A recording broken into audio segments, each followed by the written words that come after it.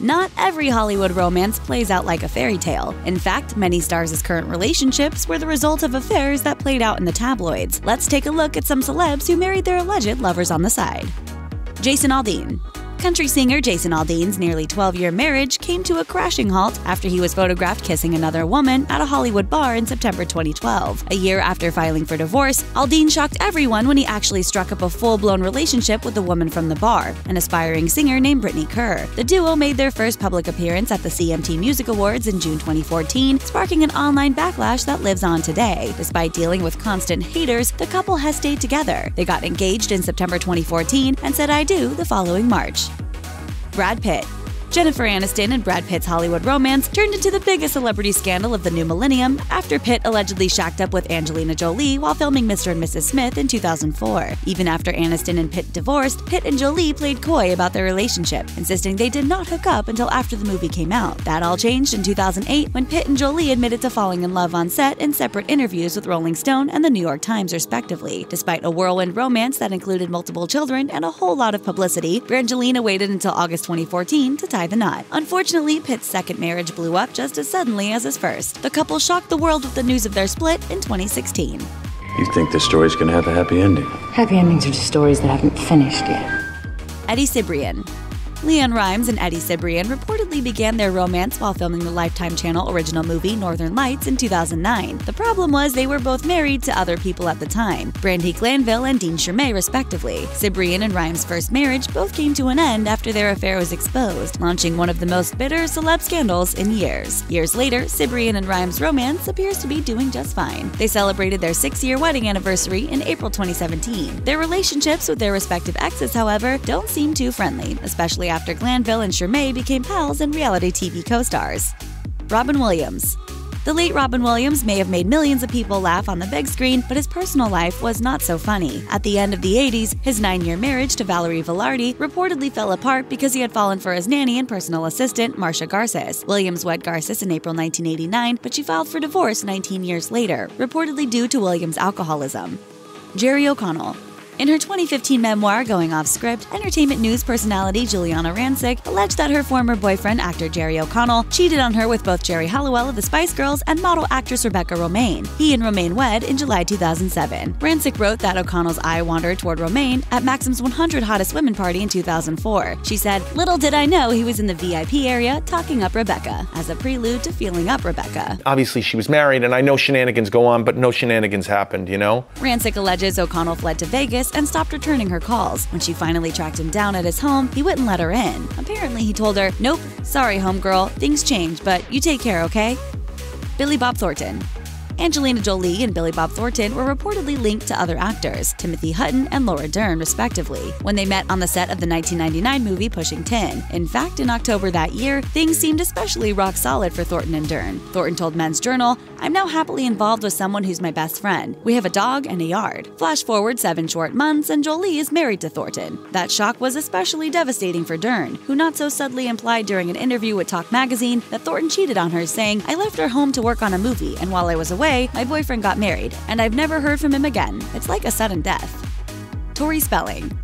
Dean McDermott and Tori Spelling were both reportedly in broken marriages when they met and got involved with each other on the set of the 2005 TV movie Mind Over Murder. An insider told People magazine, "It just happened. No one meant any harm to anyone. You can't help who you fall in love with and who you're right with." Spelling and McDermott married in 2006, and while their union has endured cheating scandals, rehab, and financial woes, they've stuck it out. I look at her and I'm just like, wow, I just can't believe you're my wife. She's so gorgeous and beautiful, and I love her a little bit more every day.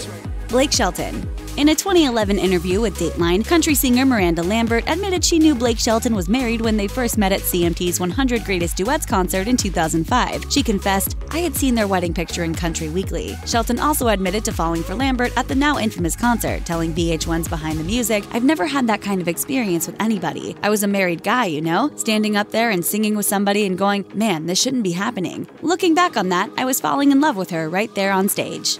I can't believe that she married me. It blows me away. Unfortunately, the relationship between Lambert and Shelton, who married in May 2011, ultimately fizzled. They filed for divorce in 2015. Some celebrity love children aren't exactly well-kept secrets. Everyone knows that Liv Tyler was the passion product of Aerosmith rocker Steven Tyler and model Bebe Buell, and we all know about the formerly secret son Arnold Schwarzenegger had with his housekeeper. Still, there are a ton of other stars whose illegitimate tykes somehow flew under the radar. Here are some secret celebrity love children the public may not know about. Mad Mom.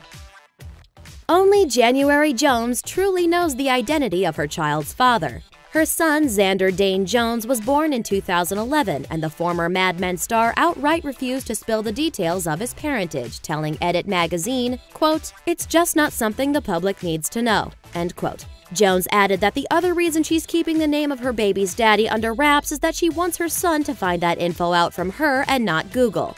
There's speculation that Xander's dad may be a married man, with whispers suggesting possibilities like X-Men First Class director Matthew Vaughn or celebrity chef Bobby Flay. Others suspect Xander's dad may even be her ex-boyfriend Jason Sudeikis, whom she'd broken up with around 9 months before his birth.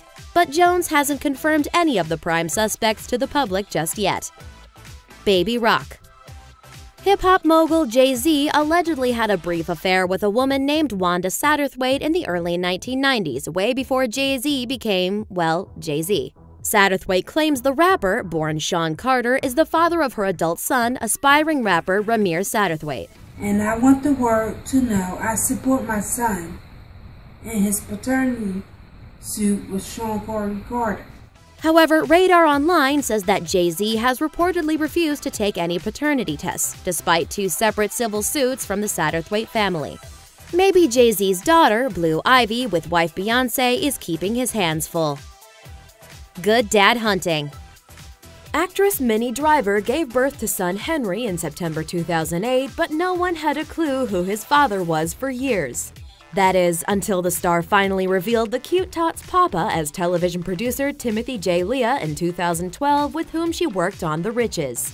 Her revelation was served up with a hint of bitter tea, too, as she told the Daily Mail, quote, "I don't need to protect him anymore. He can fend for himself. He's a grown-up. He's figuring it out. I mean, he hasn't been that involved, his choice, but he is now," end quote. About a boy. Hugh Grant might have starred in 4 Weddings and a Funeral, but the story of his life would be titled No Weddings and 4 Illegitimate Kids. I seem to have a lot of children suddenly, and... The Notting Hill star bounced back and forth between babies' mothers, fathering daughter Tabitha with ex-girlfriend and restaurant hostess Tinglan Hong first in 2011, then welcoming son John Mungo with Swedish television producer Anna Eberstein in 2012. He then became dad to son Felix with Hong in 2013, and then welcomed another daughter with Eberstein in 2015. Clearly, his real love life is a lot more complicated than any of his iconic rom-com movies. Right? Well, I'm not entirely sure how it did happen. Alley-oops. Less than 2 weeks after announcing his engagement to now-wife Gabrielle Union, basketball star Dwayne Wade confirmed reports that he had fathered a child in 2013 with Aja Matoyer while he and Union were reportedly on a break. According to Hollywood Life, all is now well among Union, Wade, Matoyer, and baby Xavier Zachariah Wade, and Union seems happier than ever in her relationship. Walker, Texas father. Action hero Chuck Norris made the stunning revelation that he had fathered a love child in his autobiography, Against All Odds, My Story. Norris confessed that daughter Dina was the result of him cheating on his first wife in 1962. He had no idea his little girl existed until she wrote him a letter in 1991. Norris agreed to meet with Dina and her mom. He explained in his book, "I didn't need DNA or blood tests. I went to her, wrapped my arms around her, and we both started crying. At that moment, it was as if I had known her all my life." Marriage Crasher. Wedding Crashers star Owen Wilson has allegedly been known to crash a marriage, too.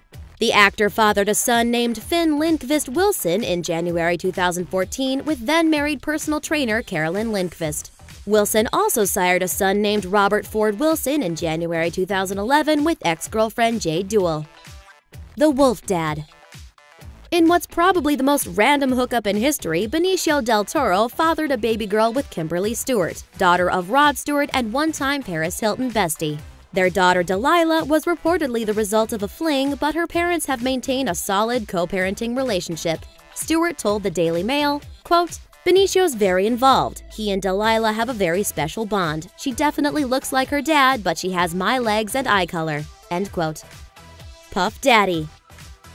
Sean Diddy Combs was in a long-term relationship with baby mama Kim Porter for years. That came to a screeching halt when news broke that he fathered a child with Atlanta-based photographer Sarah Chapman. According to People, Porter was pregnant with Combs' twin daughters, Delilah Starr and Jessie James, when she learned about his love affair. The twins were born in December 2006, and the other baby, a girl named Chance, was reportedly born just 5 months earlier. Fast and fatherless. While allegedly on a break from longtime girlfriend and now wife Eudoxie, rapper-actor Ludacris hooked up with a woman named Tamika Fuller. Their daughter, Kai Bella Bridges, was born in December 2015.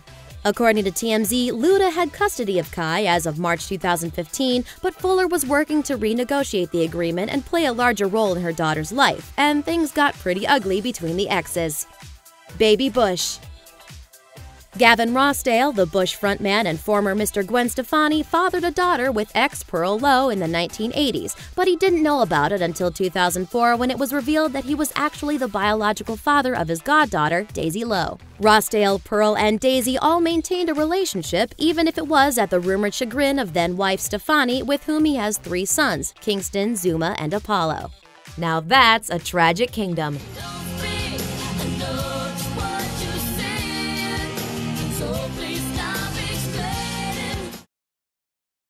It's no secret that some celebrities sleep around, but a few of them were really good at keeping secrets. From a president's alleged affair with a 19-year-old to a Joker's rumored romance with an Olsen twin, these stars tried hard to keep their secret lovers under wraps.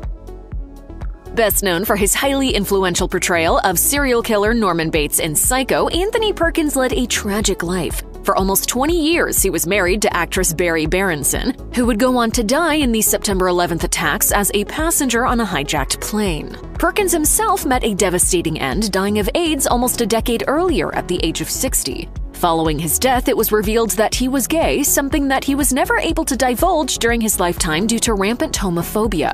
One of his partners explained to Entertainment Weekly, "This was the 50s. A public person could not go public even if he wanted to." In the years following Perkins' death, fellow actor Tab Hunter revealed that the pair were lovers. As recounted in Attitude, Hunter became smitten with Perkins after meeting him at Chateau Marmont. Hunter explained to the outlet, "It was difficult. We couldn't just go out for dinner together or go see a movie because we were both getting so popular back then." When Paramount found out that Hunter was dating Perkins, the studio urged him to call it off. Defiant, Hunter continued to see his love, but when Perkins took on a movie role initially pitched by his boyfriend, the pair went their separate ways. Farrah Fawcett was synonymous with the name Ryan O'Neal, her on-again, off-again partner of 30 years. But following Fawcett's untimely death in 2009, another man came forward to allege that he had been long-term lovers with the Charlie's Angels star. Speaking to the Daily Mail, Greg Lott claimed that he was Fawcett's boyfriend, having first met her when they were studying at the University of Texas. They apparently reunited in 1998 and remained in a relationship until her death. He told the Daily Mail, "We were blind, crazy in love. Farrah was my best friend. We fell in love with each other all those years ago, and we never really stopped loving each other." Moreover, Lott accused his love rival of conducting a showmance with Fawcett, whereas he was supposedly the true love of her life. He's not the love of her life. I'm the love of her life. He also alleged that O'Neal prevented him from seeing Fawcett when he arrived at her home shortly before she died. Lott told the Daily Mail, "I never got to say goodbye to Farrah. Ryan shut me out of her life." Although O'Neal disputed Lott's claims, his son Griffin praised Lott for giving Fawcett the love she deserved. Subsequently, in 2013, Lott and O'Neal became embroiled in a bitter legal dispute, at the heart of which was a $30 million Andy Warhol painting of Fawcett. O'Neal contested his partner's trust, which left the painting to the University of Texas. Meanwhile, Lott sought to honor the trust, accusing O'Neal of wanting to keep the painting to himself. Just 2 months before his untimely death, Heath Ledger was linked to Australian model Gemma Ward. However, Ledger hid another lover from the public for reasons that remain a mystery to this day. When the Dark Knight star died in 2008 at just 28, it was revealed that he had been casual lovers with Mary-Kate Olsen. An insider told People, Mary-Kate and Heath were casually dating for 3 months before Heath's death. They were hooking up, but neither were particularly interested in making it exclusive. Sources also noted that the pair shared an interest in partying. Were it not for the suspicious circumstances surrounding the Aussie actor's demise, his relationship with Olsen may very well have never been made public knowledge. When he was found unconscious in his New York apartment, Ledger's masseuse decided to call Olsen, who was on speed dial, rather than 911. Olsen, who was in Los Angeles at the time, advised the masseuse that she would get some security contacts she had in New York to come to the apartment. Sometime later, 911 was called, though Ledger had sadly already died. The feud between Joan Rivers and Johnny Carson was much documented during the comedians' respective lifetimes. As with so many high-profile comedians, Rivers got her big break on The Tonight Show starring Johnny Carson. And he said, God bless him, you're going to be a star. It changed my life. But when Rivers decided to leave the show after 18 years, having secured her own late-night talk show, her feud with Carson began. She revealed to The Hollywood Reporter, "The first person I called was Johnny, and he hung up on me and never ever spoke to me again, and then denied that I called him. I couldn't figure it out. I would see him in a restaurant and go over and say hello. He wouldn't talk to me." Rivers rationalized that as a woman, Carson likely saw her as his property and took her departure from his show personally. After Carson died, Rivers would go on to divulge the alleged true nature of the pair's relationship, which may help to shed some light on Carson's animosity. According to Vanity Fair, Rivers claimed that she and Carson were once lovers, with the comedian dubbing their tryst a one-night bounce. She also told TMZ reporters that she got the Tonight Show job by sleeping with the host. Although her claims have not been verified and Rivers' pals have expressed skepticism over the alleged tryst, Vanity Fair highlights that Carson was known to be unfaithful to his wife and allegedly engaged in extramarital affairs. The superhunk of the golden age of Hollywood, Gregory Peck was as talented as he was handsome. He also supported numerous progressive causes, most notably civil rights. Therefore, he certainly didn't seem the type to kiss and tell, particularly in the wake of a lover's death. But when his spellbound co-star Ingrid Bergman died in 1982, it didn't take long for Peck to spill the tea. Subsequently, in 1987, he revealed to people that they had been lovers. He told the outlet, "All I can say is I had a real love for her, and I think that's where I ought to stop. Except to say she was like a lovely Swedish rose. I was young, she was young, we were involved for weeks in close and intense work." When the pair met on the set of Spellbound in 1945, Peck was married to his first wife, Greta, whom he didn't divorce until a decade later. As noted in the book Gregory Peck, the actor found himself falling in love with Bergman, something which he felt he had no control over, the actor told People. "I don't think there's any way to avoid it, for she was incredibly beautiful and a very sweet person." Paul Newman and his wife of 50 years, Joanne Woodward, have long been touted as a Hollywood fairy tale, a rare example of monogamy in an industry notorious for flings and affairs.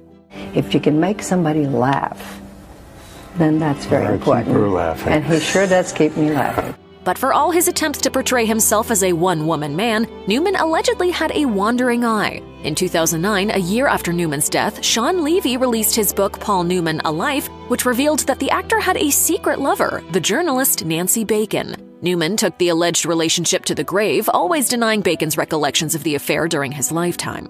However, Bacon claimed that the pair's relationship was the worst-kept secret in Hollywood, according to Levy's book. Newman and Bacon first met when she interviewed him in 1968, and they swiftly began an affair which lasted over a year. Eventually, Bacon grew tired of Newman's alcohol misuse, and the pair's relationship fizzled out, with Newman returning to his wife and children. According to the 2022 documentary The Last Movie Stars, the revelations were devastating for Newman's children. There's a terrible moment there where you realize that your dad is fallible. As the creator of Star Trek, Gene Roddenberry was a pioneer of small-screen sci-fi. But as with so many powerful men in the entertainment industry, he allegedly took advantage of young women who starred in his show. In 1994, 3 years after Roddenberry died, Star Trek star Nichelle Nichols, who played the iconic Uhura, penned her memoir Beyond Uhura. In it, she details her affair with the late series creator, who was married at the time. But in addition to cheating on his wife with Nichols, Roddenberry was also cheating on his lover with fellow Star Trek star Majel Barrett, whom he would go on to marry in 1969. Nichols wrote in her memoir, "He had a voracious appetite." Accordingly, Roddenberry's problematic behavior has led to accusations that he was a misogynist who hid behind a veneer of progressiveness. According to the book The 50-Year Mission, Andy Richardson, who was an assistant for original Star Trek writer and showrunner Gene L. Kuhn, had this to say about Roddenberry. Gene Roddenberry was a sexist, manipulative person who disregarded women. He would have women walking from the fitting rooms to his office in the skimpiest outfits so he could perv them. Although these sordid revelations about Roddenberry's private life have led to intense criticism, Nichols still looks back on the pair's relationship with affection. She later told Cherry Los Angeles, "The man was incredible." Hollywood, in its current incarnation, may be perceived as woke, but the industry's recent efforts to advance diversity mask a cruel and racist history. For decades in show business, mixed-race relationships between celebrities were heavily discouraged by studio bosses. This was in large part due to the fact that the Hays Code included miscegenation clauses forbidding the depiction of relationships between black and white people. In 1957, Kim Novak fell in love with Sammy Davis Jr. after being introduced to him by Tony Curtis, according to Vanity Fair. In 1999, 9 years after Davis Jr.'s death, Curtis revealed to the magazine, "I could see right from the beginning that they were getting along in an intense way, and that was the beginning of the relationship." But the lovers were faced with intense bigotry. Davis's friend Arthur Silber told Smithsonian Magazine, "It was like we were in the FBI or something. I would drop him off in front of her house in Beverly Hills, and we would set up a time or a day for me to pick him up." Subsequently, Novak was forced to deny that she was in a relationship with Davis during his lifetime, with racist studio bosses threatening to end both of their careers. According to Vanity Fair, Novak later recalled, "It was a very dangerous relationship then, a white woman and a black man. My agent told me my career would be over if I continued to see Sammy." Famed for his roles in critically acclaimed films such as Women in Love and Whistle Down the Wind, British thespian Alan Bates enjoyed an illustrious career on both stage and screen. However, his career was cut short when he was diagnosed with pancreatic cancer in February 2003. Bates, who was bisexual, had a number of secret lovers throughout his life, including the figure skater John Curry and Chariots of Fire star Ian Charleson, according to The Telegraph. In the final year of his life, he was in a relationship with actor Joanna Pettit, according to the Evening Standard. As with many of his lovers, Bates chose to keep the pair's relationship a secret. The romantic nature of the relationship was only made public following Bates' death when he bequeathed Pettit £95,000, or around $117,000. Pettit told the Evening Standard, "It was a very touching gesture because he had done everything while he was in hospital to make sure I would be looked after following his death." As Bates was dying, he was nursed by Pettit, who was distraught that the pair's rekindled romance had been blighted by illness. She recalled to the Evening Standard, "It was horrible. We had all these plans and I could just see it crumble away. But he was so brave. We never talked about him dying." The actor's son Ben also praised Pettit for giving his father some much-needed solace during his final days. Bates died just 10 months after his diagnosis at the age of 69. The Bee Gees were famed for being a wholesome group with their trademark falsetto harmonies and imprint on the cultural landscape, with Saturday Night Fever becoming the soundtrack to the 70s disco era. Despite having a clean-cut rep during his lifetime, Robin Gibb harbored a secret. He had cheated on his wife, Dwina. In 2013, a year after Gibb sadly succumbed to cancer, it was revealed that he had both a secret lover and love child, according to the Daily Mail. Gibbs' lover was his housekeeper, Claire Yang, to whom he had bequeathed a significant amount of money in his will, including a house worth £800,000. The couple's daughter, Snow, was born in 2008. However, Gibbs' son, Robin John, expressed doubt over Snow's paternity and the veracity of the affair claims. Robin John wrote on Facebook, "There is no evidence behind this housekeeper rumor that got out of hand. She never slept with my father. He didn't sleep around." In an interview with the Daily Mail, Dwina acknowledged that her husband did have an affair with Yang. Dwina told the outlet, "The strength of our relationship was that we were dedicated to each other, and no matter what happened in our lives, we knew we'd always be together, no matter what happened and no matter who would try to interfere." However, she did try to ban Yang from attending her husband's funeral, apparently telling her that she was not welcome, according to the Mirror. Following his tragic death at the age of 40, Paul Walker has been revered by his legion of fans. But the star hid a secret just outside the public eye. At the time of Walker's death in 2013, his girlfriend was 23-year-old Jasmine Pilchard Gosnell, with whom he had been living. But the couple had met 7 years earlier when Walker was 33 and Pilchard Gosnell was just 16, according to In Touch Weekly. Walker kept the relationship a secret, most likely due to the potential backlash he would have faced for dating a young girl. Her father, Casey, who is just 7 years older than Walker, told the Daily Mail, "You have to understand that she is still terribly wounded by Paul's death and will be for a long time." Accordingly, the secret romance has called the Fast and Furious star's reputation into question. For instance, the age of consent in California is 18, so Pilchard Gosnell was legally a child when she met her famous boyfriend. Carmag Jalopnik criticized the mainstream media for glossing over Walker's apparent penchant for teenage girls, as he had allegedly dated another teen, Aubriana Atwell, when she too was underage. As the outlet highlights, the 2018 documentary I Am Paul Walker features endless heartfelt eulogies to the late star, yet there is no mention of Pilchard Gosnell whatsoever, despite her being the actor's long-term partner at the time of his death. Although some of John F. Kennedy's alleged affairs were made public during his lifetime, the most notable being his apparent dalliance with Marilyn Monroe, he also had secret lovers. But it wasn't until 2003 that details about his alleged rendezvous with a teenage White House intern were made public via the Kennedy biography An Unfinished Life. Kennedy's lover was named as Mimi Alford, who began interning at the White House when she was just 19. In 2012, she penned a book, Once Upon a Secret, which details how she allegedly lost her virginity to the president. Alford told People, "I think he did take advantage. I was so young, but I liked feeling special." She also divulged that the president had a darker side, apparently urging Alford to have sex with his associates and his brother Teddy. In an interview with Channel 4 News, Alford revealed that she never wanted the affair to be made public, but only started discussing it when falsehoods were being spun about her. She told Channel 4 News, "It's taken so long because I lived with a secret for 45 years, and I kept it a secret." She also added, "And in 2003, when I was publicly outed, shortly after that I realized that I needed to take control of the story." She highlighted that as a teenage girl being seduced by a man in his 40s, she did not initiate the affair nor have any control over it. Possibly one of the most surprising romantic pairings, influential funny man Richard Pryor and Hollywood rabble-rouser Marlon Brando were allegedly lovers. Rumors of a dalliance between the two were instigated by Quincy Jones in 2018, over a decade after both men had died. In an interview with Vulture, Jones spilled the tea on Brando's alleged sexcapades, insinuating that it would be easier to list whom the Oscar winner hadn't slept with. Jones told the outlet, "Marlon Brando was the most charming person you ever met. He'd had sex with anything. He'd f*** a mailbox, James Baldwin, Richard Pryor, Marvin Gaye." These claims were corroborated by Pryor's widow, Jennifer, who told TMZ that her husband was proudly bisexual. "It was the 70s. If you did enough cocaine, you'd f*** a radiator and send it flowers in the morning." It should be noted that same-sex love was still considered taboo in the 1970s, particularly with mixed-race couples, which helps to explain why Pryor and Brando kept their reported rendezvous a secret. Indeed, the American Psychiatric Association regarded same-sex relationships as symptomatic of mental illness up to 1973.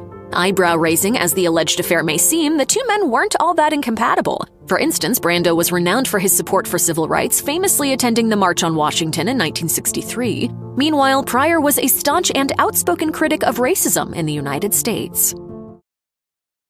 Marla Maples is an enigmatic figure who has circled the far edge of pop culture for more than 20 years. Most famously, she was married to now President Donald Trump for 6 years in the 90s, a relationship that drew more than its fair share of tabloid attention. She's frequently in the news for one reason or another, but here are a few little-known facts about Miss Marla Maples. Sitcom cameo. In 1994, Maples and her then-husband Donald Trump appeared on an episode of The Fresh Prince of Bel-Air, in which the happy couple becomes interested in buying the Banks family's mansion, an offer they turned down after reminiscing about the 4 seasons of great memories they've had in the place. The power couple's visit yields mixed results from the Banks family. Carlton faints, while Ashley confronts the Donald for ruining her life, setting Maples up for the first of her 2 lines. What did you do? Everybody's always blaming me for everything. But after the deal dissolves, Maples is given the final word, earning the biggest laugh in the scene. Nice meeting you all. It's just as well. It's too much of a fixer-upper. Scary start. Before she appeared in Bel-Air, Marla had a small role on the big screen. Breaking into the business through a stint as a swimsuit model, her first role in a real movie was as woman number 2 in Stephen King's Maximum Overdrive, which King not only wrote, but for the first and only time so far, directed. Maples is one of the film's many casualties after machines come to life and go on a killing spree. Ski Resort Showdown.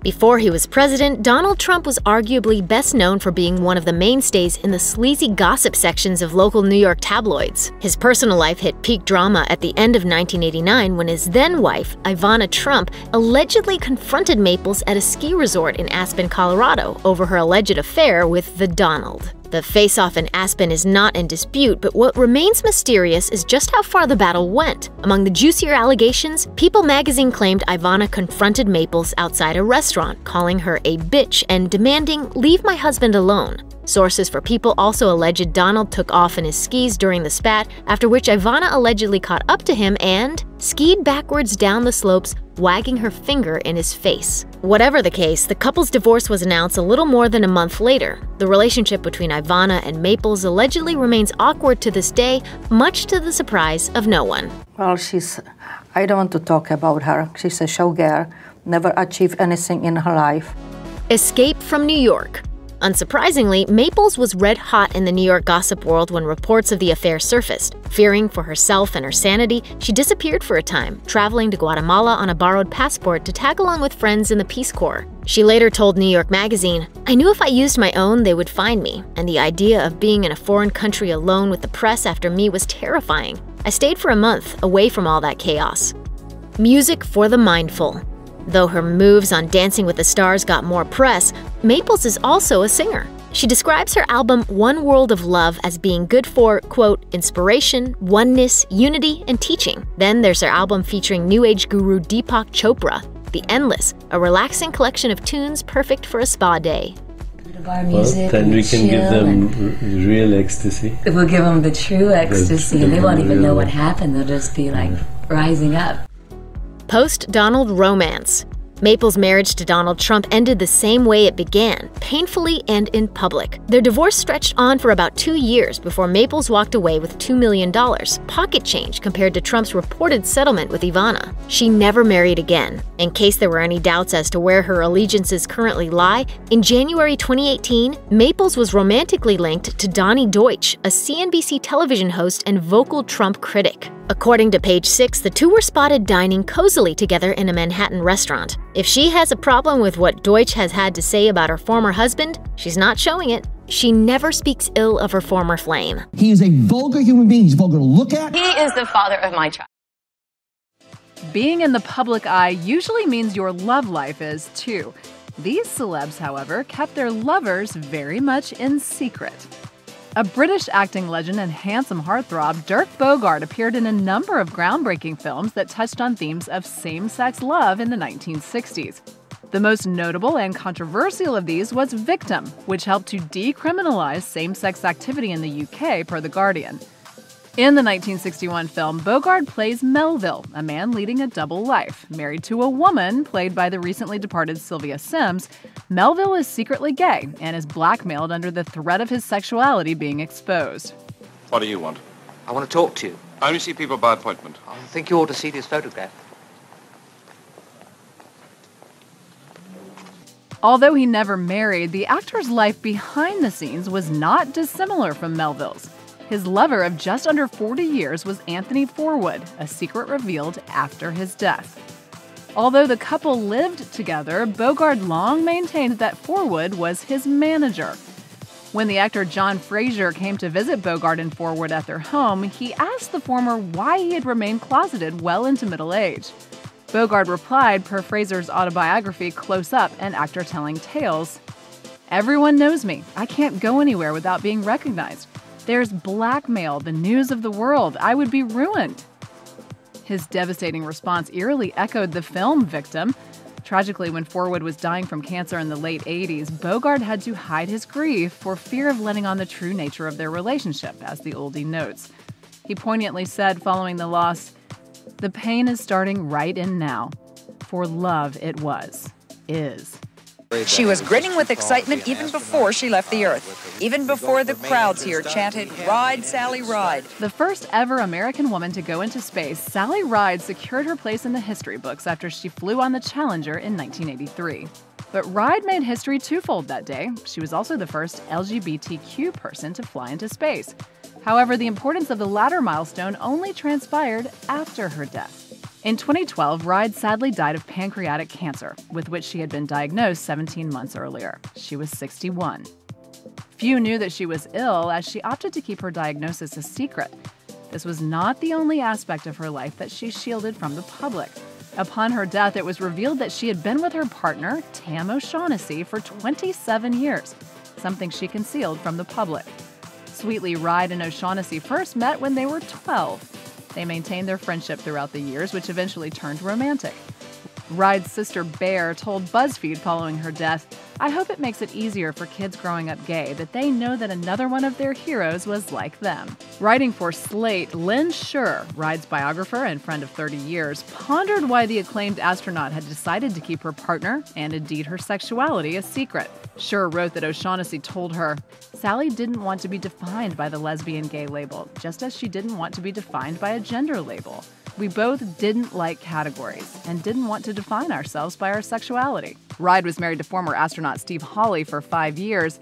After her death, he echoed Shure's claims and showed his support for her and her decision to keep herself out of the public eye, saying, "Sally was a very private person who found herself a very public persona.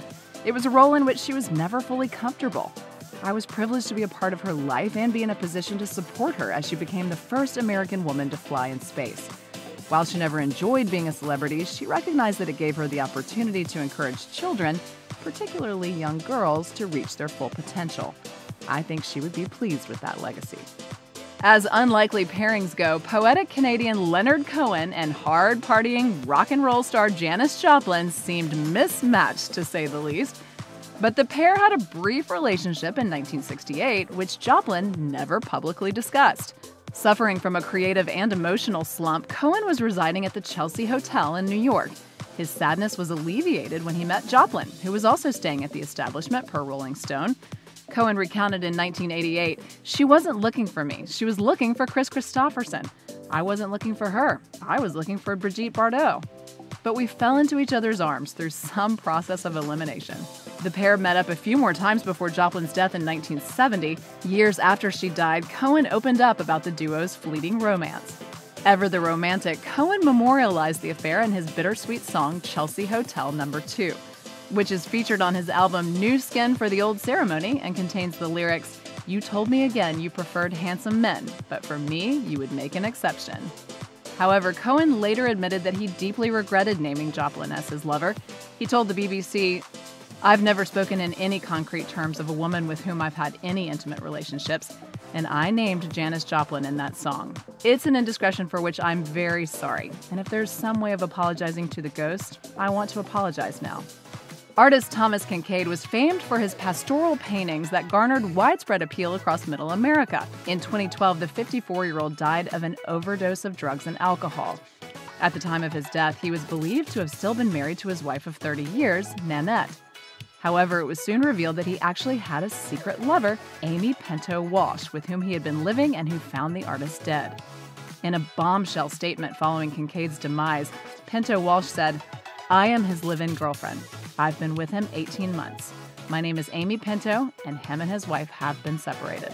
Subsequently, Nanette and Pinto Walsh became embroiled in a bitter dispute over the latter's alleged threats to disclose personal and business information about her late lover, the likes of which would supposedly ruin his reputation. Moreover, Pinto Walsh refused to move out of the artist's home and began battling with his wife over his $100 million estate, claiming that Kinkade had left her millions in a barely legible handwritten will.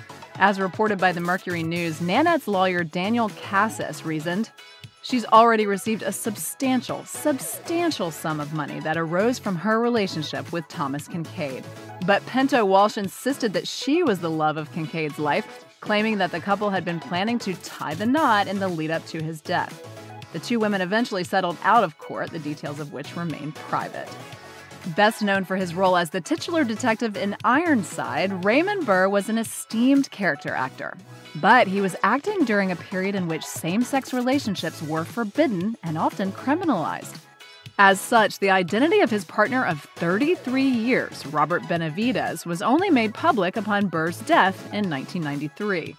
In fact, Burr went to extremes to cover up his sexuality, inventing a fictitious dead wife and son to divert any suspicion, as revealed in his biography, Hiding in Plain Sight: The Secret Life of Raymond Burr. In interviews, he addressed his unmarried status, claiming that he was simply waiting for the right woman to come along. In 1959, he told Screenland magazine, "It's true that I could like to be married, and after this series is over, perhaps I can take time to find someone." The following year, he did find that special someone, Benavides. The pair met on the set of Perry Mason and soon became smitten, sharing a home in Malibu. In an interview with the Bay Area reporter, Benavidez explained why his lover hid him away from the public for so many decades, saying, "He was very old-fashioned and that the only way that he ever felt that he could be a leading man was to be unbesmirched and that he would not be accepted any other way." And it's true. In Hollywood, they are very homophobic. Following Burr's death, Benavidez honored him by opening the Raymond Burr Winery, an eco-friendly vineyard in California. A night of passion with a prince may sound glamorous, but Prince Harry's first time by his own admission was in a field behind a pub. And though he didn't name his partner, a woman claiming to be her has stepped forward. Prince Harry's tell-all memoir Spare includes lots of eyebrow-raising details, in addition to shocking claims that a fight with Prince William led to physical blows and comments about the royal family's ties to the press. Prince Harry shared the story of how he lost his virginity, writing, "Inglorious episode. She liked horses quite a lot and treated me not unlike a young stallion. Quick ride, after which she'd smacked my rump and sent me to graze." The Duke of Sussex added that the tryst happened in a grassy field behind a busy pub. While he didn't divulge the woman's name, Prince Harry did share that she was older. Some readers guessed that the mystery person was Elizabeth Hurley, but the actress told The Times, "Not me, not guilty, no, not me, absolutely not." Now, a month after Spare hit shelves, a woman claiming to be Harry's first lover has come forward and is telling her side of the story. Sasha Walpole says she was the one to whom Prince Harry allegedly lost his virginity. The 40-year-old told The Sun that the tryst happened when they were teenagers and quite inebriated, she said. "The sex was passionate and sparky because we shouldn't have been doing it. One thing just quickly led to another." Walpole claimed that Prince Harry was the one to make the first move and that the whole thing lasted about 5 minutes. She also said that she wasn't necessarily compelled to come forward until Prince Harry blasted the story out to the world in his memoir, telling the Daily Mail. "I've kept this a secret for 21 years. I would never have said anything if he hadn't have put it in his book." In her interview with The Sun, Walpole added, "I don't understand why he went into such detail. He could have said that he lost his virginity and left it at that. He has done this to my privacy because I was going to keep my head down and not talk about it." Walpole had told her mom about her romp after it had happened, but wasn't sure if her dad knew. She said she reached out to him for advice and added, "It is awkward because of what Harry has written about me slapping his bum, really cringy. It flared up because of the way Harry has written it." So how does Harry's wife Meghan Markle feel about the whole thing? She hasn't said anything about it publicly, but royal commentator Robert Jobson tweeted that he believes Meghan won't like Walpole stepping forward. Jobson added that he thinks Walpole seems down-to-earth in her interviews with The Sun and the Daily Mail. Next up, Walpole is slated to sit down with host Piers Morgan on Talk TV on February 9th, the host announced in a tweet. "I guarantee the interview will last a little longer than Harry did." Walpole told the Daily Mail that Harry's memoir backed her into a corner of sorts, saying, "I know the hunt would have kept going until people found me. He didn't name me, but people who were there that night or simply part of that social circle would be able to work out it was me."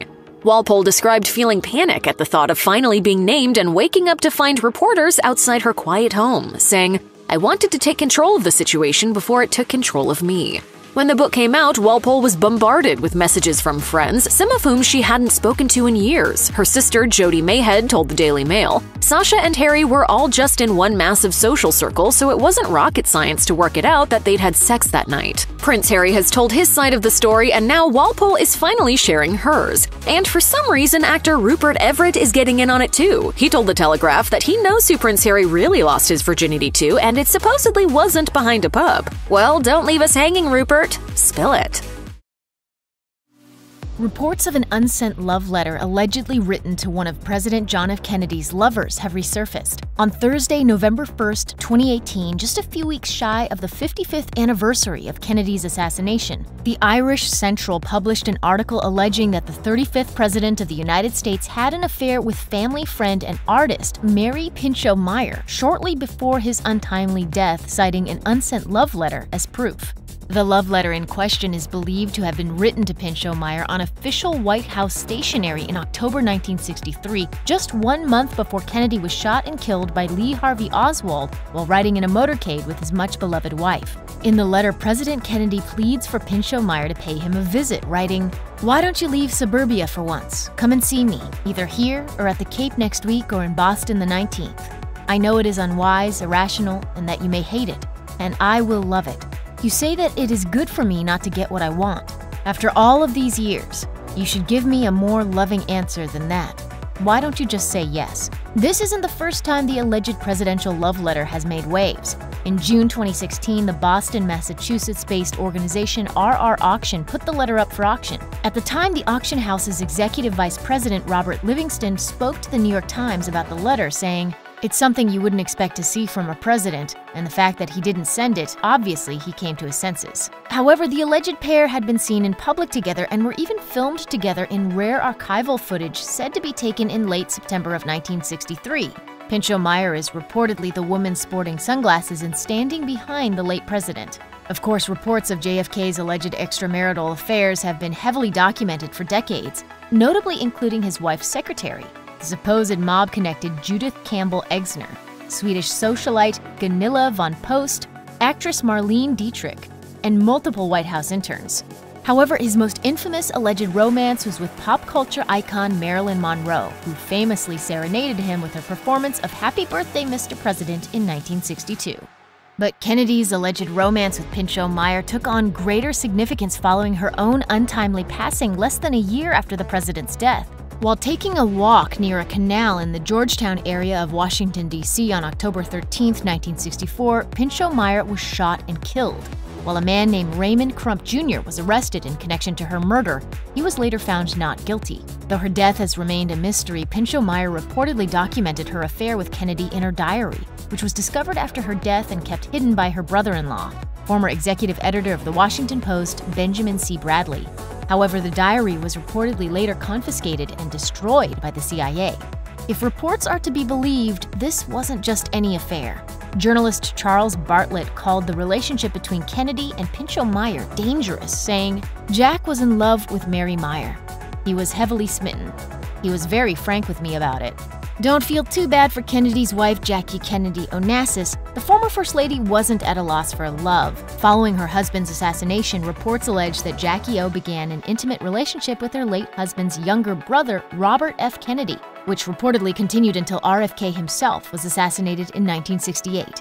In addition to being romantically linked with a number of famous men throughout her marriage with JFK, including Frank Sinatra and Marlon Brando, her second marriage to shipping magnate Aristotle Onassis was reportedly an open relationship until his passing in 1975. A secret lover? Farrah Fawcett died with her longtime boyfriend by her side, but what did her will reveal about another man in her life?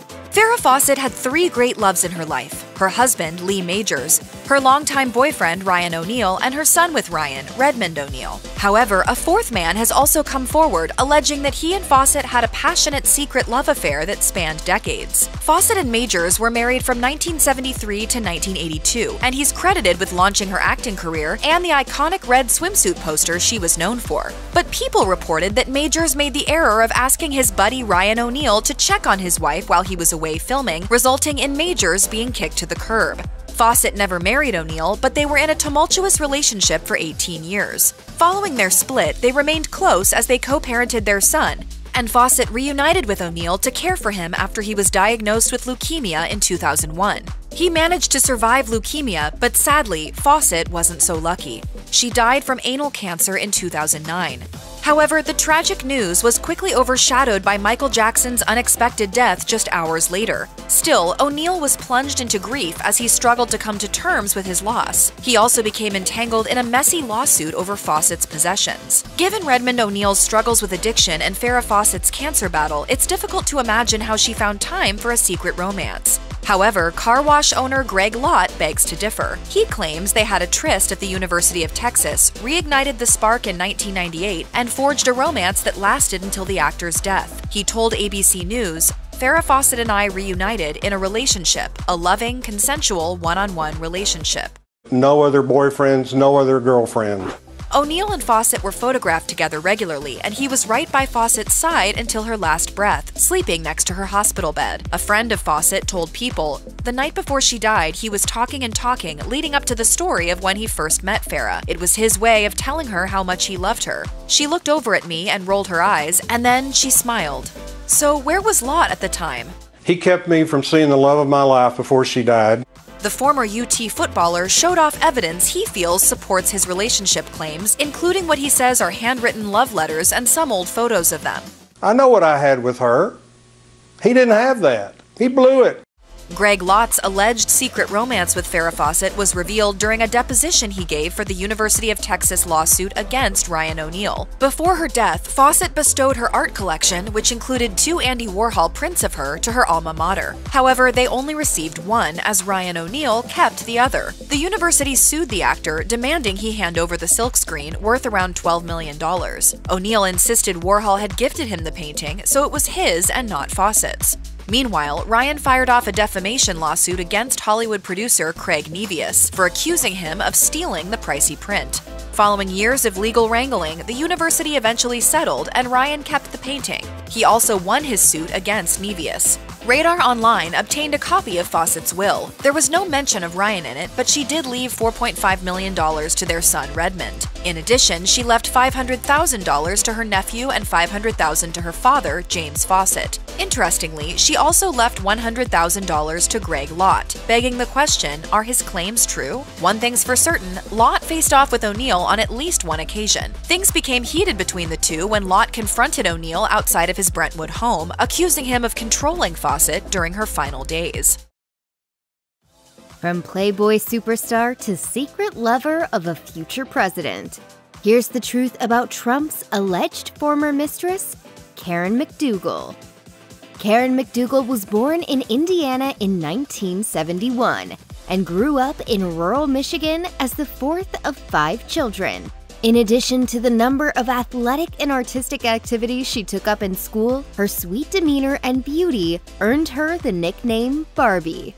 After high school, McDougal attended college for 2 years at Farrah State University before departing to a suburb of Detroit to work as a preschool teacher.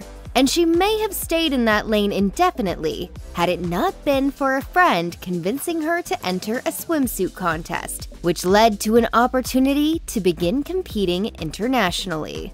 During one of the international competitions, McDougal met a photographer affiliated with Playboy, a connection which encouraged her to move to California for a test shoot with the magazine. She didn't know it yet, but as soon as she set foot in the Playboy mansion for the first time, she was launching a lucrative and highly successful new career.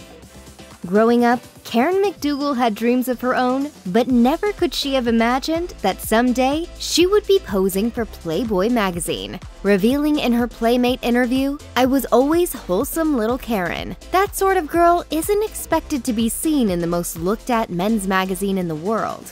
But as the saying goes, life is full of surprises. 2 days after her first test shoot for Playboy, McDougal got the call booking her for her first professional photo spread in the magazine. Soon after she began working with Playboy, she was crowned Miss December 1997.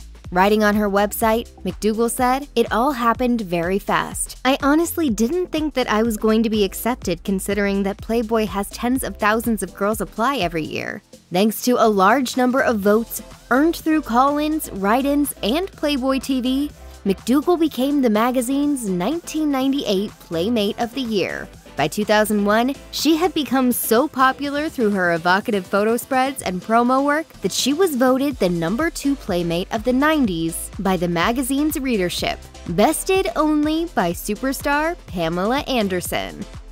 Modeling might have been her first love, but Karen McDougal was not one to be confined in a box. In 2001, McDougal's career took a detour into acting when she starred in the Roger Corman-produced B-movie The Arena, playing a Roman slave who becomes a gladiatrix named Jessamina. Though The Arena remains her biggest movie to date, the model also snagged a few more uncredited appearances in films, and a brief speaking role came in the series Anger Management. Did you just curtsy? A little.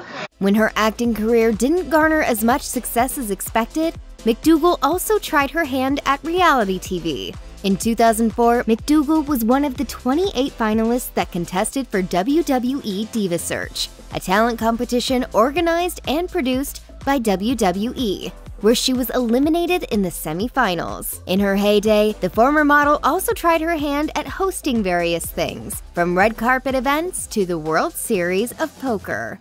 She might not have been able to talk about her alleged relationship with Donald Trump as much as she would have liked, but Karen McDougal always had a friend in her diary, where she documented their reported affair. McDougal's diary would later be used in a 2018 New Yorker expose, written by journalist Ronan Farrow.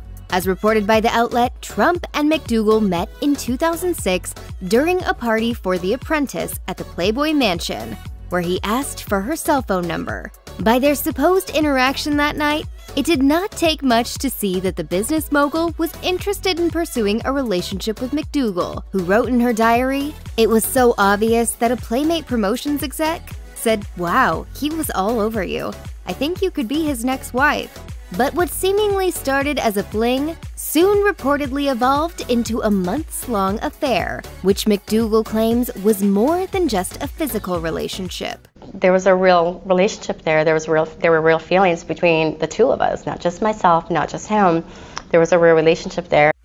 After their supposed first date, Karen McDougal and Donald Trump reportedly started seeing each other often, with most of the meetings happening whenever the Mar-a-Lago owner was visiting Los Angeles. Soon enough, though, the pair graduated to attending public events together, with Trump allegedly funding all of McDougal's trips. But even though Trump was more than happy to take care of the bills, he was also sure to do it with utmost secrecy. According to a report from The New Yorker, McDougal wrote in her diary, "No paper trails for him.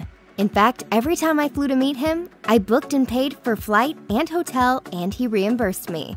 Their travels took them to California, where the future president reportedly did his best to keep her away from the orbit of pro golfer Tiger Woods, another notoriously unfaithful public figure. Apparently, Trump specifically warned her to stay away from the golf star. Karen McDougal and Donald Trump reportedly began seeing each other with what she described as a first date at the Beverly Hills Hotel, with Trump favoring one bungalow that they would allegedly return to often. According to her diary, McDougal saw him whenever he came to LA, and she made several observations about Trump in her writings during this time, including that he was supposedly a man who stuck to habit. According to McDougal, he would always order steak and mashed potatoes when they ate, but while she enjoyed the time together, he seemed to view their relationship as transactional. After we had been intimate, he tried to pay me, and I actually didn't know how to take that. McDougal claimed that she didn't see their relationship that way at all, writing in her diary, "After we got dressed to leave, he offered me money. I looked at him and said, 'No thanks, I'm not that girl. I slept with you because I like you, not for money.' He told me, 'You are special.'" In hindsight, the gesture may make sense. At the same time that Trump was reportedly seeing McDougal, he was also allegedly carrying on affairs with several other women. Karen McDougal claimed that during their alleged affair, she paid multiple visits to Trump Tower in Midtown Manhattan.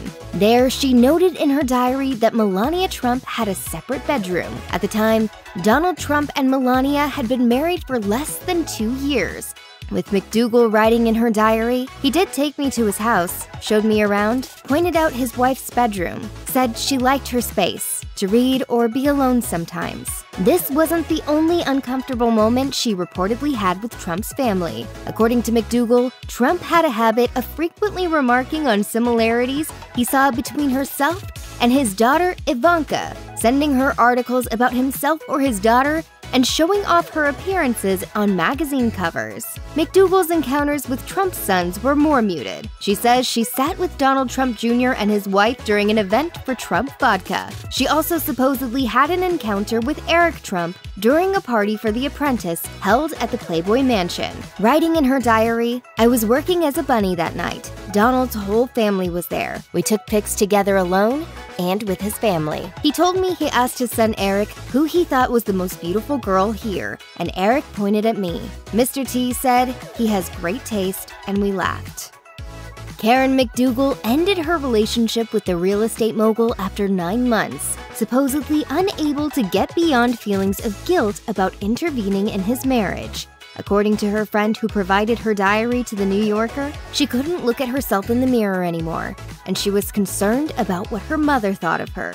McDougal raised her concerns about their alleged affair to Donald Trump, particularly the one about her mother's disapproval, to which Trump allegedly replied, "What, that old hag?" This, among other inflammatory comments about gender and race, supposedly offended McDougal to the point where she finally felt comfortable breaking off the relationship. Today, she reportedly regrets the affair, telling The New Yorker that upon looking back, she would do things differently. McDougal says that she came forward about the affair to add her voice to the chorus of other women who are standing up to showcase the abuses made by high-profile, powerful men. As The New Yorker piece notes, several of the women Trump has allegedly had affairs with have accused him of sexual assault, with McDougal saying, "I know it's a different circumstance, but I just think I feel braver. Every girl who speaks is paving the way for another."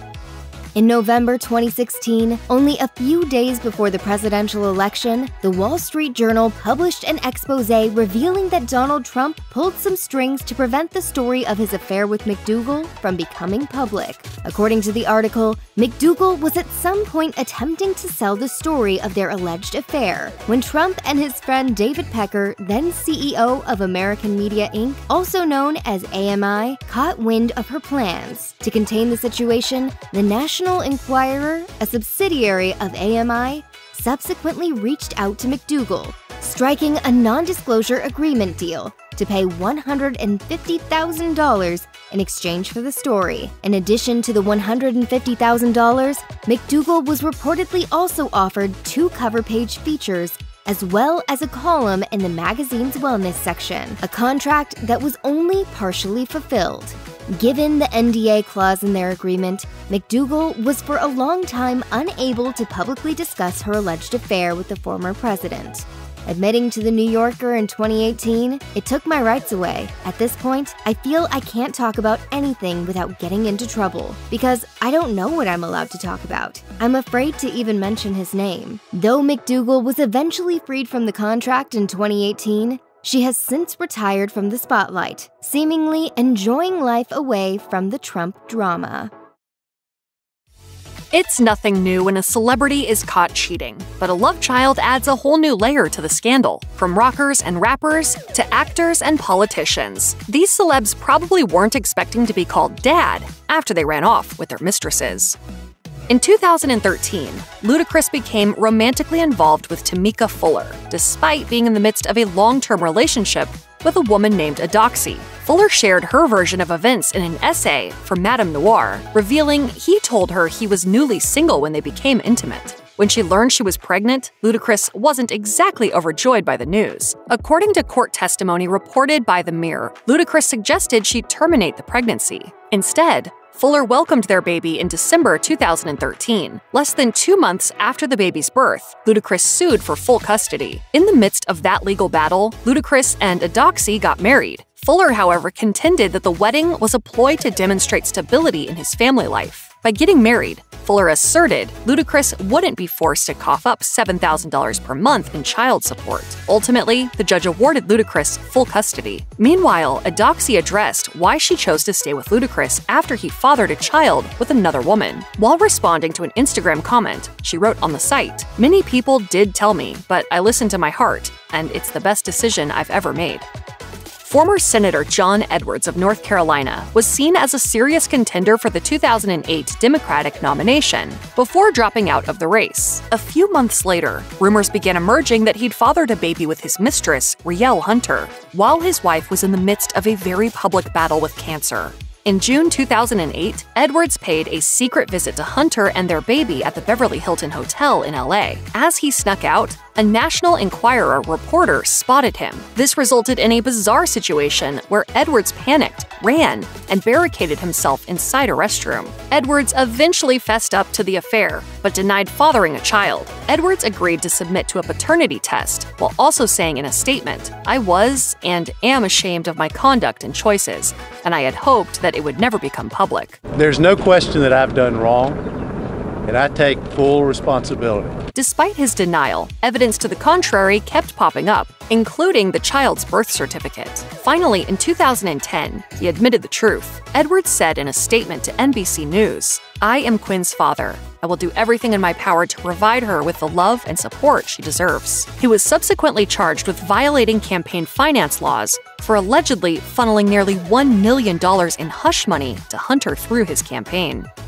Everyone remembers Hugh Grant's 1995 arrest for using the services of a Los Angeles sex worker. Nearly as scandalous, however, is the time he fathered 2 children with 2 women within the span of 3 months. To recap, Grant's first child arrived in November 2011. Grant's rep said in a statement to People, "I can confirm that Hugh Grant is the delighted father of a baby girl. He and the mother had a fleeting affair, and while this was not planned, Hugh could not be happier or more supportive." It was a surprise when you became a father. We were all surprised. The woman's identity wasn't known at the time, but was eventually revealed to be Tenglin Hong. But their affair was apparently not as fleeting as described. In 2012, he and Hong welcomed their second child. However, things became infinitely more complicated for Grant when just 3 months earlier, he welcomed another baby. The baby's mother was Anna Eberstein, whom Grant had been dating for more than a year. A source told The Sun they were pregnant with Hugh's children at the same time. It's an unusual arrangement. Whatever took place, Grant managed to smooth things over with Eberstein. They tied the knot in 2018 and welcomed 2 more children together.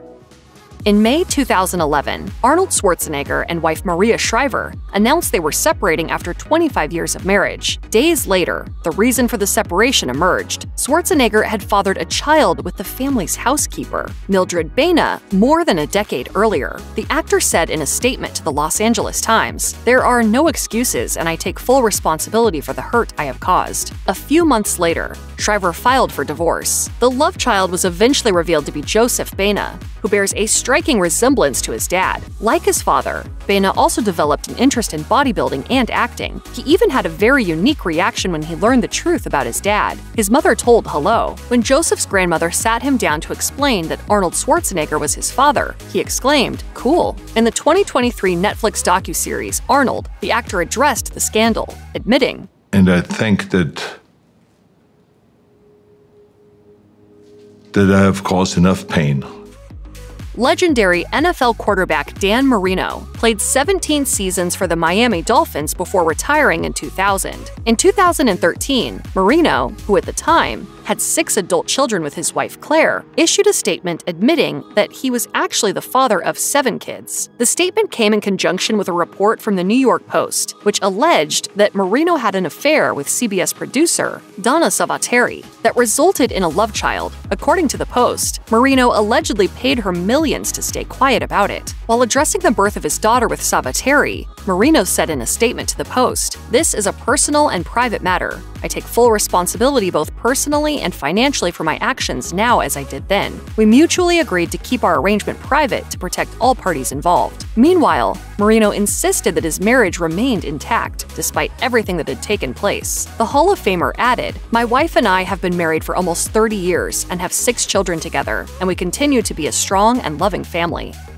From a musical perspective, guitarist Ted Nugent is best known for his 1977 hit, Cat Scratch Fever. However, he's since carved out a niche as a right-wing gun enthusiast. Nugent was even investigated by the Secret Service when some comments he made about then-President Barack Obama were perceived as a threat. Back in 2004, Nugent made an entirely different type of headline when he was sued by Karen Gutowski. Gutowski wanted the rocker to pay child support for her 8-year-old son, whom she claimed Nugent had fathered. Nugent acknowledged that he was the father of the boy, born in 1995, but claimed that he'd never seen the child. Suffice it to say, that acknowledgement likely sparked some awkward conversations with Nugent's wife, Shemaine, who he married in 1989. Meanwhile, Gutowski wanted a lot more than the small amount of money Nugent had allegedly been sending her, so she took the matter to court. According to UPI, Gutowski's lawyer said, "Given the fact he's worth millions and millions of dollars, he's paying the amount someone making about $20,000 per year would pay." After the dust settled, Nugent was ordered to pay $3,500 per month in child support.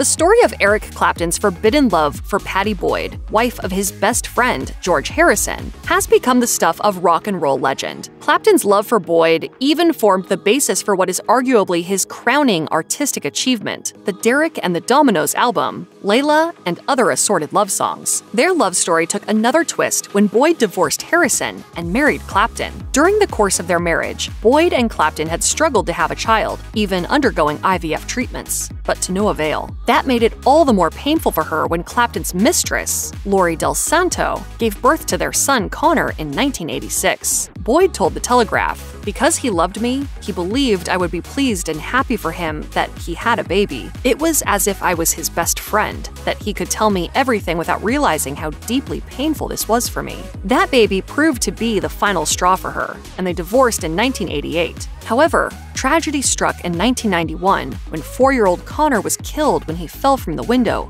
of a Manhattan high-rise. His son's death inspired Clapton to co-write the song Tears in Heaven, which wound up becoming one of his biggest hits. I almost subconsciously use music for myself as a healing agent. Chuck Norris had already tasted fame as a martial arts icon when Hollywood beckoned. He would go on to star in films such as Missing in Action and Delta Force, as well as the long-running TV hit Walker, Texas Ranger. What the hell was that? This. In 2004, Norris released his memoir, Against All Odds, My Story. Easily the biggest revelation was that he'd cheated on his first wife while serving in the Air Force and had fathered a child. However, as Norris recounted, he remained blissfully unaware of his love child until decades later, when he received a 1993 letter from a woman who claimed to be his biological daughter. According to an excerpt of the book, Norris was both shocked and elated to discover he had a daughter. He then set up a meeting with the woman, Dina, and her mother. Norris wrote, "I didn't need DNA or blood tests. I went to her, wrapped my arms around her, and we both started crying. At that moment, it was as if I had known her all my life."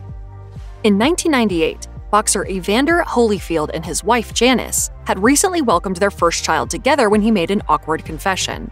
During the previous year, Holyfield had fathered 2 more children with 2 different women.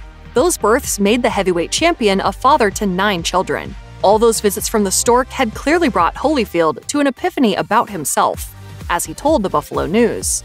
"It took me a long time to figure this out. How come I keep making bad decisions? How come I can make good decisions in a boxing ring, but not in my life? When I'm in training, I do exactly what I'm told to do, but in my personal life, I think that if I don't do what I want, it'll be all right." Holyfield went on to have 2 more children, ultimately fathering 11 kids with 6 different women.